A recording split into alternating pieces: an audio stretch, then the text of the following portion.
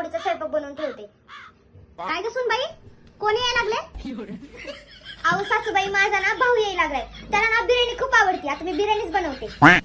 सुनबाई, तू तर उडी अशी मारायला लागली जसं काय तुझा भाऊ पहिल्यांदाच घरी यायला लागलाय. सुनबाई, रागाला नको जाऊ. मी तुझी मस्करी केली. मी काय तुला टोमणं नाही मारलं. आता टोमणंच मारायचं असतं तर असं नसतं का म्हणलं. तुझा भाऊ यायला लागलाय, त्यात एवढी खुश व्हायची काय गरज आहे? आणि दरवेळेस येतो तर साधे एक डझन केळी पण घेऊन येत नाही, हात हलवतच येतो.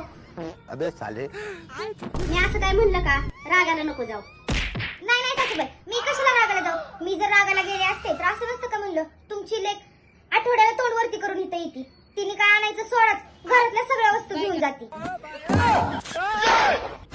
पण मी असं कुठे बोलले? याचा अर्थ मला राग नाही आला सासूबाई, बरोबर ना? 哎呦我的妈！